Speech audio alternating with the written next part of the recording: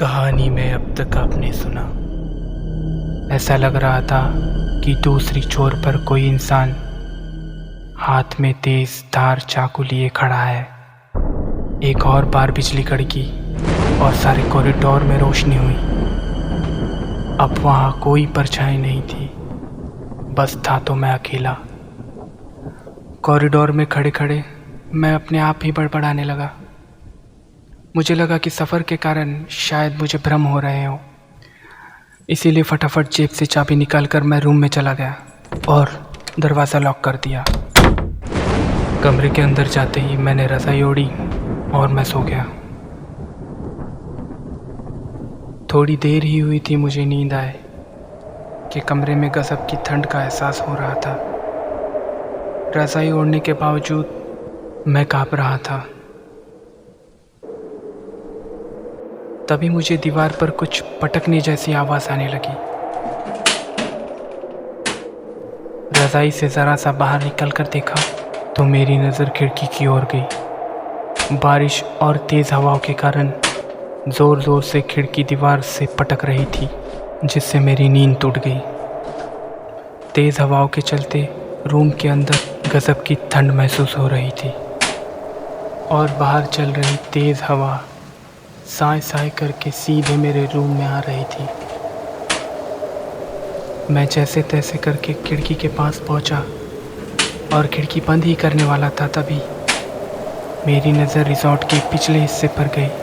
हालांकि वहाँ अंधेरा था, मगर एक स्ट्रीट लैम्प की वजह से हल्की रोशनी भी थी, जिस वजह से मुझे वहाँ से गुजर रहा एक छोटा सा कच्चा रास्ता दिख रहा था जो सीधे जंगल की तरफ जा रहा था। जैसे ही मेरी नज़र उस रास्ते की ओर गई, मैं चौंक उठा।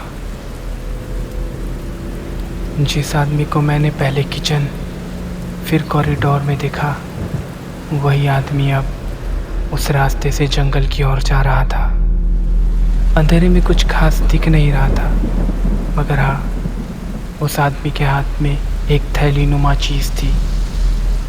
मैं थोड़ा हैरान था कि ये आदमी कभी किचन में, कभी कॉरिडोर में और अब जंगल की ओर। ऐसा महसूस हो रहा था जैसे इस रिसॉर्ट में कुछ तो अजीब है, कोई तो राज है।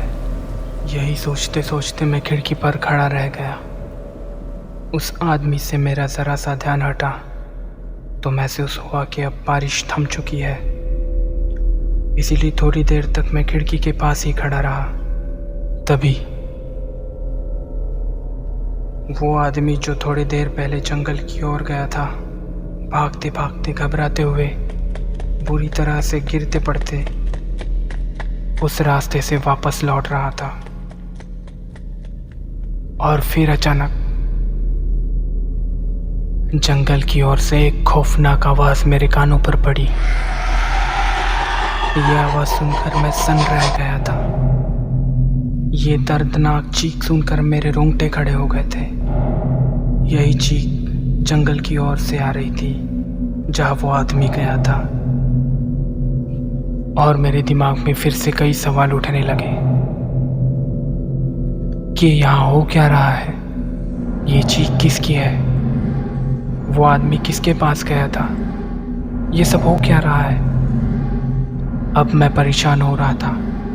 मैं समझ नहीं पा रहा था कि इस रिजॉर्ट में क्या अजीब है, और मैंने खिड़की बंद कर दी।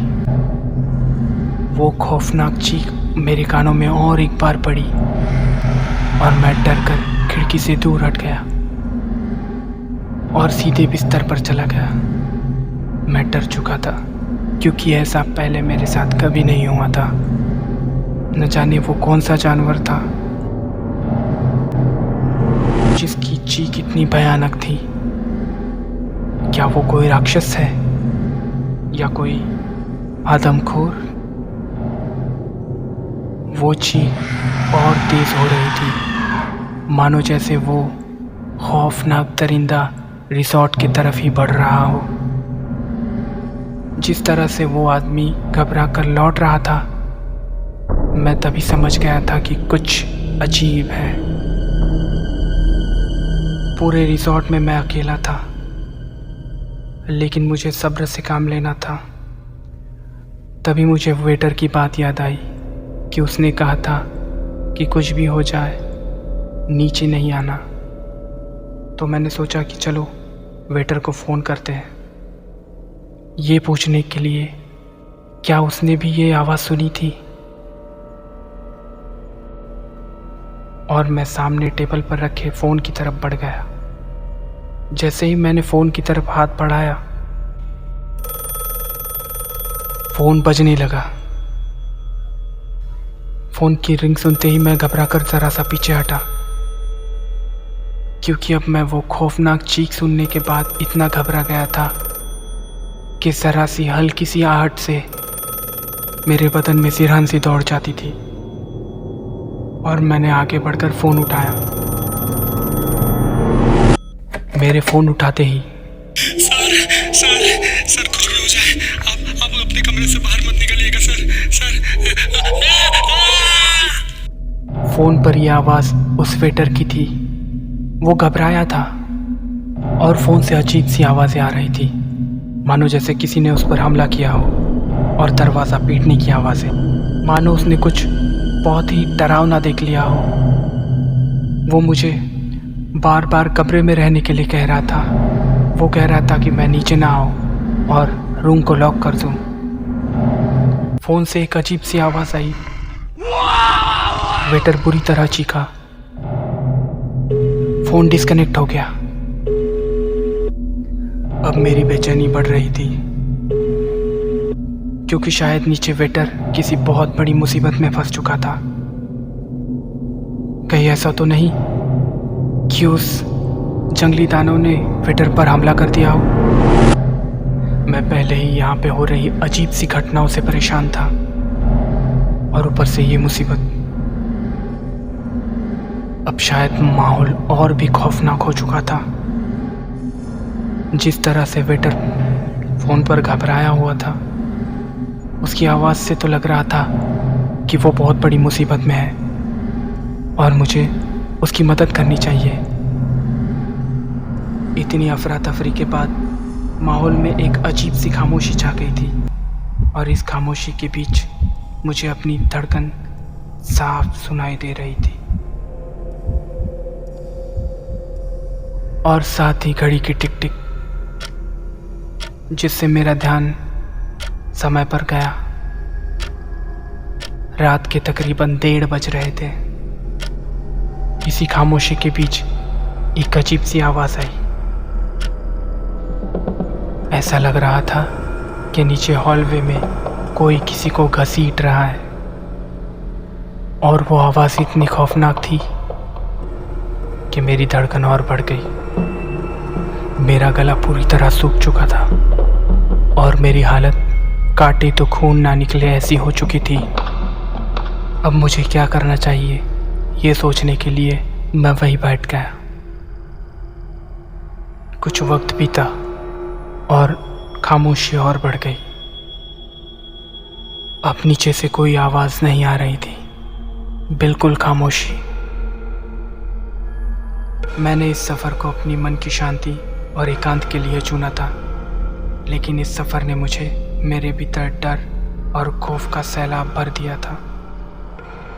वक्त बीत रहा था, लेकिन मुझे फिक्र हो रही थी नीचे खतरे में फंसे उस वेटर की, जिसकी जान बचाना बहुत ज़रूरी था। मैंने अपना बैकपैक लिया और सारी हिम्मत जुटाकर दरवाजे की ओर बढ़ चला। दिल में डर तो था कि जो नीचे है वो क्या है, जंगली जानवर या कुछ और, या फिर मेरी कल्पनाओं से परे उससे भी ज़्यादा खौफनाक। दरवाजे के पास पहुंचकर मैंने अपना कान दरवाजे से लगा लिया और कोशिश की कि बाहर जो भी है उसकी आहट सुनाई दे और मैं सावधानी से नीचे जा सकूं। मैंने हिम्मत करके धीरे धीरे दरवाज़ा खोला और कॉरिडोर में आ गया। कॉरिडोर में अभी भी मध्यम रोशनी थी। दबे पाँव में कॉरिडोर से होते हुए सीढ़ियों की तरफ बढ़ चला और जैसे तैसे हॉलवे तक पहुंच गया। अभी तक कोई भी खतरा मेरे सामने नज़र नहीं आ रहा था, इसीलिए थोड़ा डर कम हुआ और हिम्मत जुटाकर मैं और आगे बढ़ रहा था।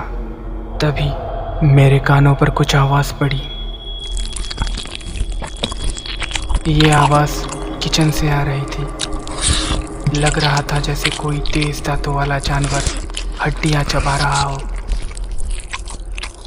और अचानक बिजली कड़की, किचन में रोशनी हुई और मेरी धड़कन तेज हो गई और मेरे पाँव तले ज़मीन खिसक गई, क्योंकि जो नज़ारा मेरे आंखों के सामने था उससे मेरे होश उड़ गए। मैंने देखा एक जंगली आदमी जिसके शरीर पर लंबे बाल है, जिसके लंबे पैने नाखून हैं और घिनौना चेहरा है। वो वहाँ नीचे फर्श पर कोने में बैठकर मांस खा रहा था। उसे इस तरह देखकर मेरे होश उड़ गए। ऐसा घिनौना नज़ारा देखकर जैसे ही मैं पीछे हटा तो मेरे धक्के से पीछे रखा फ्लावर वॉश ज़मीन पर गिर पड़ा, जिसके टूटने की आवाज़ से रिसॉर्ट की खामोशी भी टूट गई और उस जंगली की नज़र मुझ पर पड़ी। जैसे ही मेरी नज़रें उस जंगली की लाल सुर्ख गुस्सैल आंखों पर पड़ी तो मेरे होश उड़ गए। उसके तेज दांत और डरावनी खूंखार आंखें जिनमें मुझे मेरी मौत नजर आ रही थी। अब वो जंगली मांस खाते खाते रुक चुका था। अब उसकी नज़रें मुझ पर थी और मेरी उस पर, मानो जैसे मैं उसका शिकार हूँ और वो शिकारी। अब उसका पेट इन छोटे मोटे टुकड़ों से नहीं भरने वाला था, क्योंकि अब उसकी नज़र मुझ पर थी। किचन का दरवाज़ा ठीक मेरे सामने था और किचन की लंबाई थोड़ी ज़्यादा होने की वजह से मैं वहाँ से भाग सकता था, क्योंकि वो जंगली बहुत दूर बैठा था। अब मैंने मन में भगवान का नाम लिया और सारी शक्तियाँ जुटाई और तेज़ी से किचन के दरवाजे की ओर बढ़ा। हाँ, ये एक बेवकूफ़ी थी, क्योंकि मौत मेरा इंतज़ार कर रही थी और मैं मौत की तरफ बढ़ रहा था।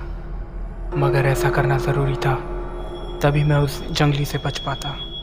वो जंगली भी मुझ पर झपटने के लिए तैयार था। मैंने अपनी पूरी ताकत लगाई और किचन के दरवाजे की ओर भाग पड़ा। उस जंगली ने भी किसी जानवर की तरह मुझ पर झपटने के लिए दौड़ लगा दी।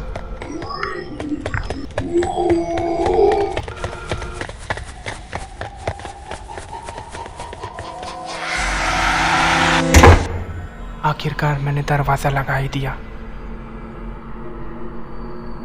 अब दरवाजे के उस ओर वो जंगली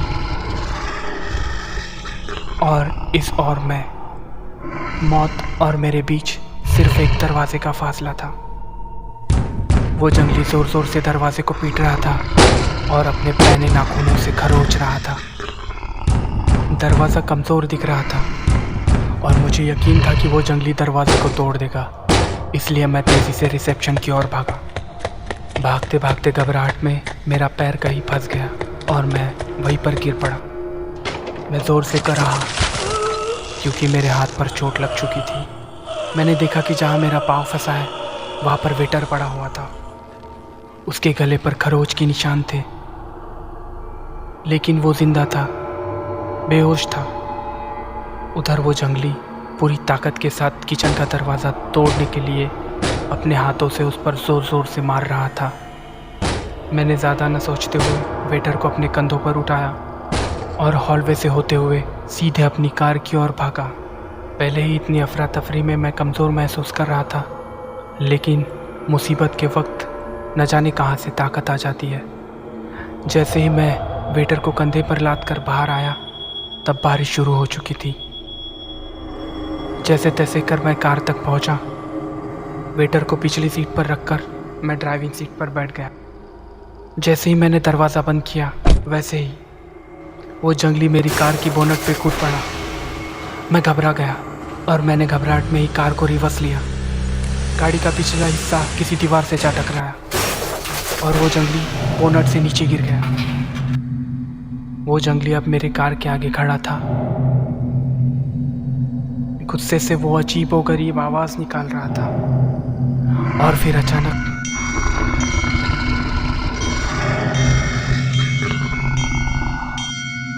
मंदिर की घंटी सुनते ही वो जंगली शांत हो गया, डरने लगा, सहम गया।